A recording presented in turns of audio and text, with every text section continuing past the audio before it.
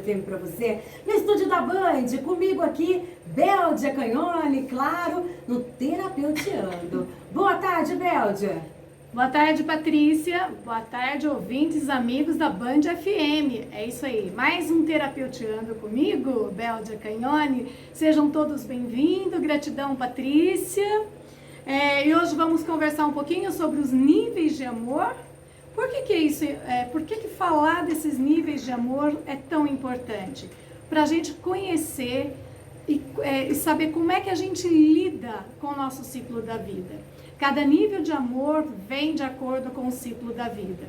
E muitas vezes nós temos questões ou questionamentos sobre, eu queria ser tal coisa e não fui, eu quero fazer alguma coisa e parece que eu estou amarrado, eu quero ir, mas não consigo, como se tinha um elástico me puxasse, me impulsionasse para trás e não fosse uma força para ir para frente.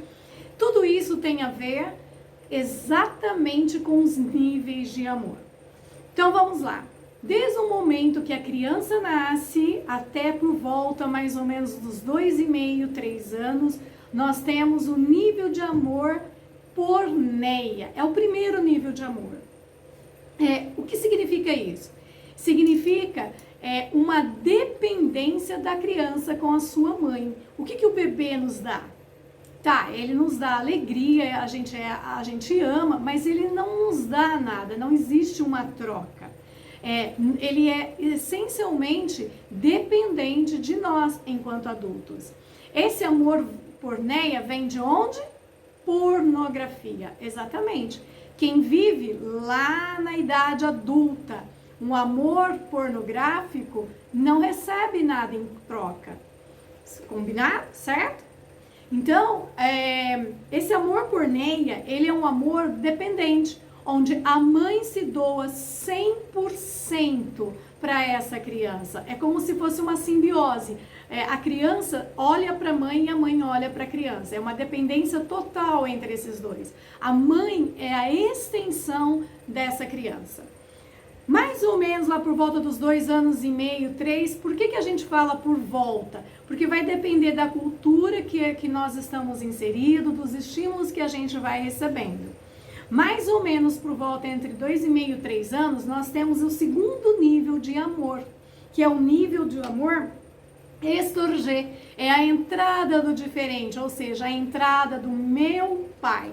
Mas aí vocês podem me perguntar, mas Bel, o pai já não existe desde o momento da concepção, a criança não ouve a voz do pai, não tem esse reconhecimento? Sim, mas nós estamos falando de funções.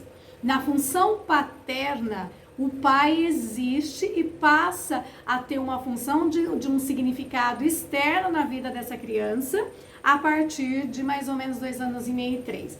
Essa entrada do diferente é que vai fazer com que a criança comece a reconhecer a vida, comece a reconhecer que ela tem um irmãozinho, por exemplo, que ela tem o pai, que ela precisa dividir as coisas, que existe um mundo além dela. Enquanto ela está no primeiro nível de amor, ela é essencialmente egocêntrica. É ela e a mãe, e tudo é dela. Tudo é como se fosse uma extensão dela. Quando ela passa para o segundo nível de evolução, ou o segundo nível de amor, ela começa a compreender a importância de dividir, de compartilhar, que existem outras pessoas. Então esse amor do pai, ou a entrada do pai na vida dessa criança, significa a entrada de outras pessoas na vida dela, os avós, os tios, e por aí vai. Por volta mais ou menos dos 4 anos, nós temos o terceiro nível de amor, que é o amor filia. É onde eu compreendo que eu posso ter o meu irmão, mas com o meu irmão eu quero um brinquedo, os meus pais dão. Eu quero alguma coisa, às vezes eu insulto o meu irmão, mas como ele é meu irmão, tá tudo bem. Nesse amor filia, eu já começo a fazer amizade com o outro, com um amigo. E a partir daqui eu vou compreendendo o que é uma amizade.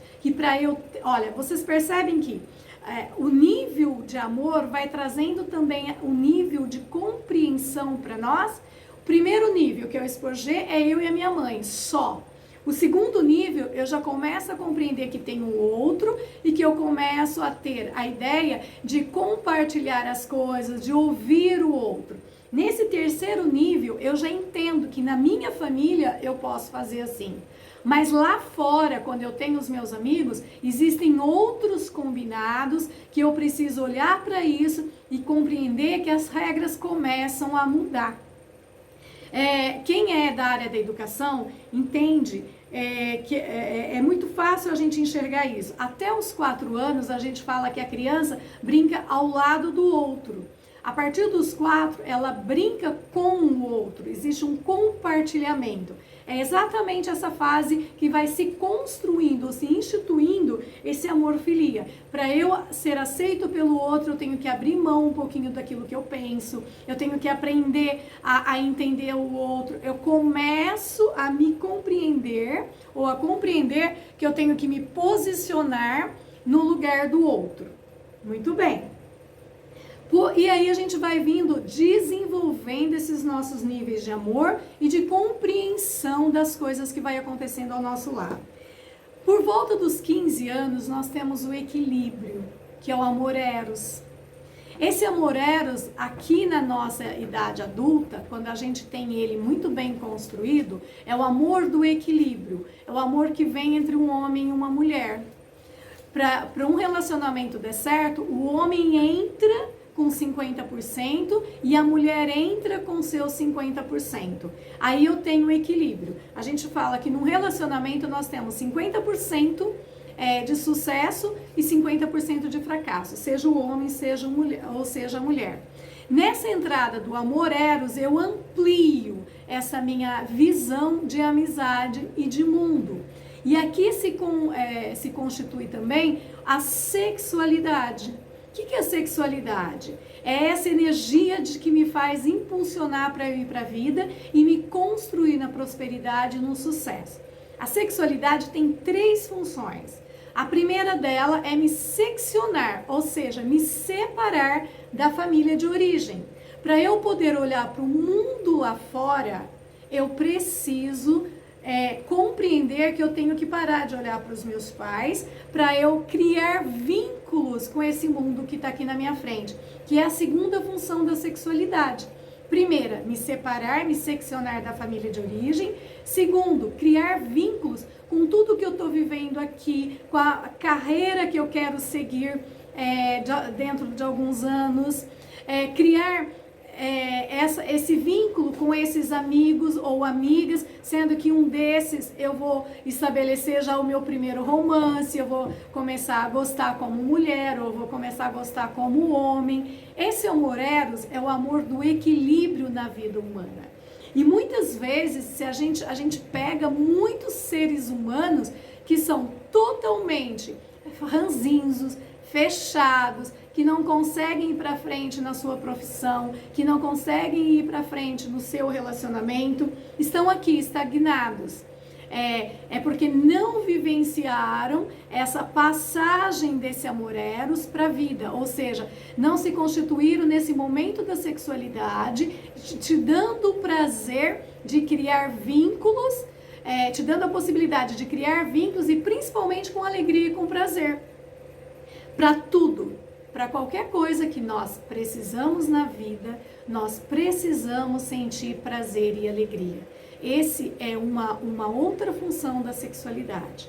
E aí tem muitos adultos que ficam estagnados, que não conseguem se enxergar em profissão nenhuma. São aquelas pessoas que geralmente começam numa profissão e para, começam na outra e para, ficam experimentando relacionamentos e não se encontram, não tem um sentido de pertencimento, porque não tem o equilíbrio. Esses 3 últimos níveis de amor são os amores que a gente fala que são os mais sublimes, que aos 18 anos vem no ciclo da nossa vida a maioridade. E com a maioridade, neurologicamente falando, nós deveríamos ter desenvolvido o amor materno. O que significa o amor materno? Eu tenho a minha mãe completo dentro de mim. O que é isso? O que significa mãe? Mãe tem relação com o meu interno.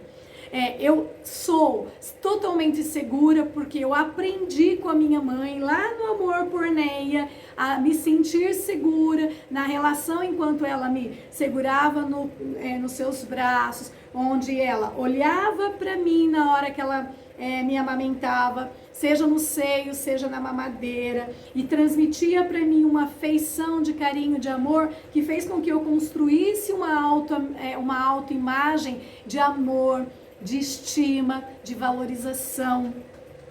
Então, esse amor materno, ele é relacionado ao meu interno. Eu já sei cuidar de mim, eu já sei cuidar das minhas emoções, eu já sei compreender os meus sentimentos, eu valorizo aquilo que é meu, eu já desenvolvo estratégias de sobrevivências para cuidar de mim.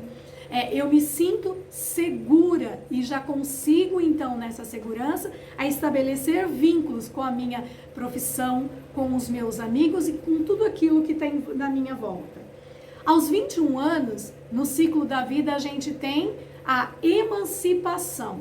A emancipação corresponde ao amor paterno. E aí vocês podem me perguntar, mas como assim? O amor paterno é mais sublime que o amor materno? Sim. É muito mais sublime. Por quê? Porque o amor paterno significa deixo você ir.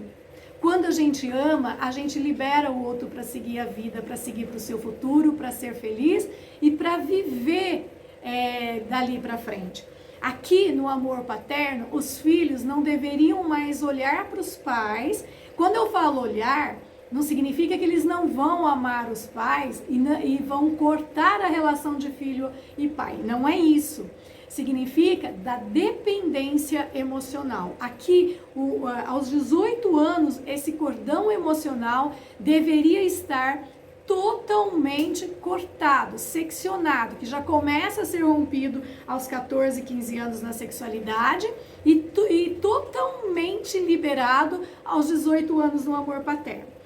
Quando a criança está nascendo, o que a gente fala para a mulher que ela vai ter o parto? Vai, expulsa, coloca força, essa criança tem que sair. Por quê? Porque se ela ficar dentro de você, além de ficar desconfortável, ela vai morrer.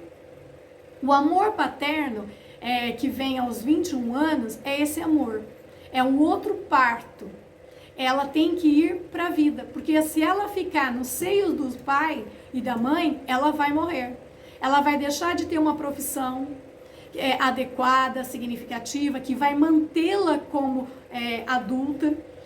O que caracteriza um ser adulto é exatamente o fato dele ter sexo e ser independente, autônomo financeiramente. A partir do momento que ele tem uma dependência financeira, ele não é constituído como um adulto. Do mesmo jeito que ele tenha uma dependência emocional, ele também não é um adulto, ele está lá, preso, ou no amor porneia, ou no amor estrogê.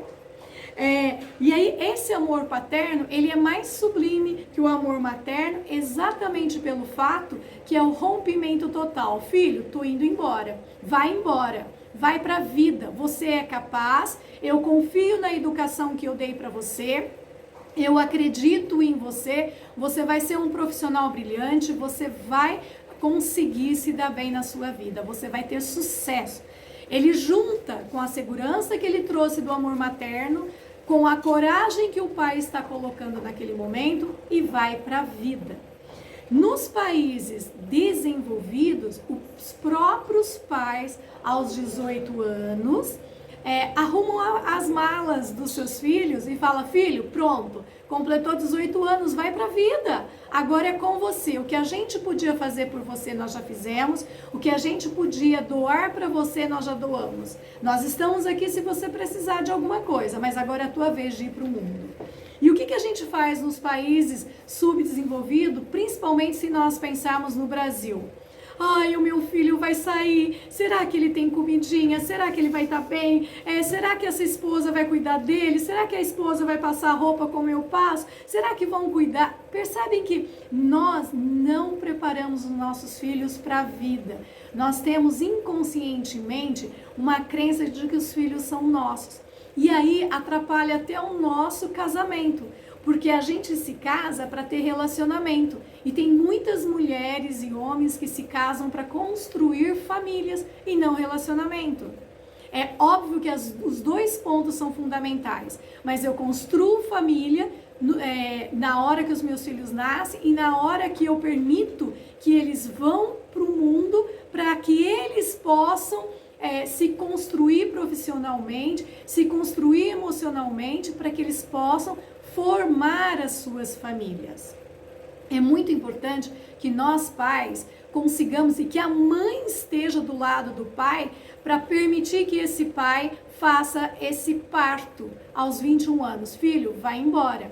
Quem consegue acompanhar a evolução desses níveis de amor, assim que termina uma faculdade ou assim que se torna adulto, não fica mais na casa dos pais. Não é mais dependente financeiro dos pais. Por quê? Porque já tem coragem, segurança e determinação para ir para a vida. Quanto mais a gente segura esse filho, é como se a gente segurasse um feto na nossa barriga. Pensa, se um feto ficar um ano e meio na nossa barriga.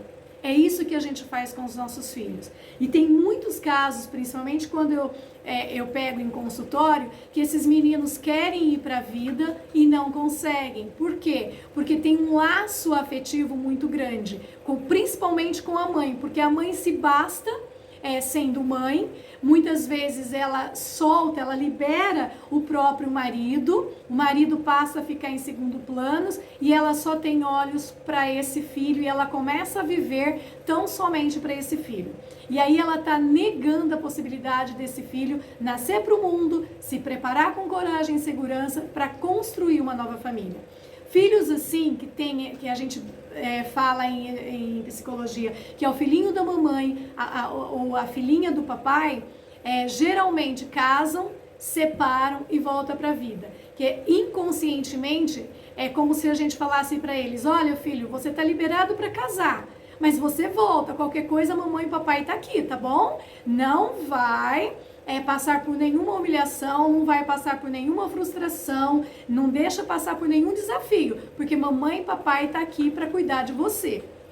Percebem que é um amor? Por que a gente fala que é um amor porneia?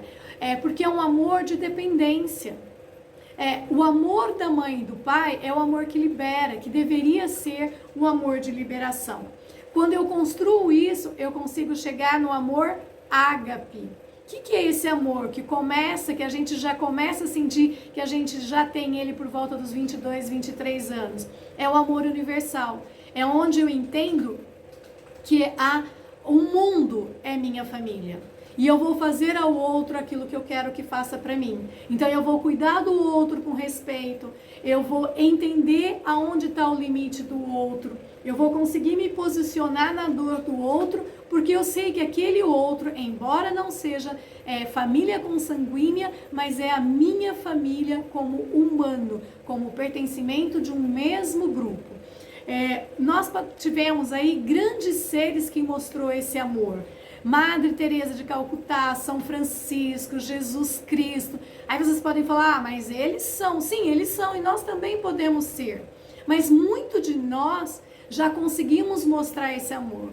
Quantas pessoas participam de ONGs para cuidar de animais? Quantas pessoas participam de ONGs para cuidar de idosos, para cuidar de crianças abandonadas, para cuidar de pessoas que vivem nas ruas? Quanto de nós, no nosso próprio trabalho, faz tudo com amor? Eu tenho aqui, por exemplo, uma menina que está na minha frente, que o que ela me acolhe com amor, ela é uma profissional brilhante. E eu falo que toda vez que eu chego aqui, eu me sinto amada. Por quê? Porque a Patrícia, aqui na Band FM, me acolhe com amor, me acolhe com muito respeito e com muito carinho. Isso é o amor ágape. Você não está aqui para atrapalhar o meu brilho. Você está aqui para a gente compartilhar momentos que pode ajudar o outro. Seja no entretenimento da música, de uma história gostosa, ou seja na orientação que pode te direcionar para uma vida melhor. Por que eu trouxe a Patrícia como exemplo? Porque às vezes vocês falam, mas aí eu não participo de ONG, eu não tenho amor ágape. Não, em qualquer situação a gente pode desenvolver esse amor absoluto. Seja no trabalho, seja com meu marido, seja com os meus filhos, seja com os meus pais, seja em qualquer situação.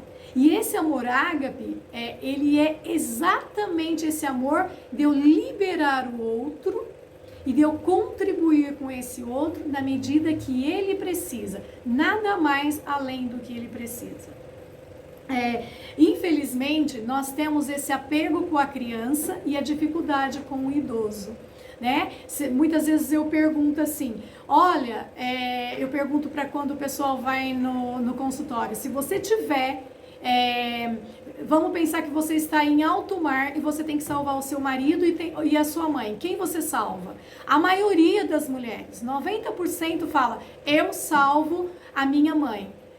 O que acontece? Quer dizer, você enquanto mulher que está casada e está com filhos, você salva a sua mãe e deixa o marido, o pai dos seus filhos morrerem? O que você vai falar para os seus filhos? Percebe que a gente tem uma dificuldade imensa de cortar essa ligação emocional com os nossos pais e de ir para frente. Isso não significa que a gente vai deixar de amar os nossos pais e deixar de cumprir a nossa função de filho.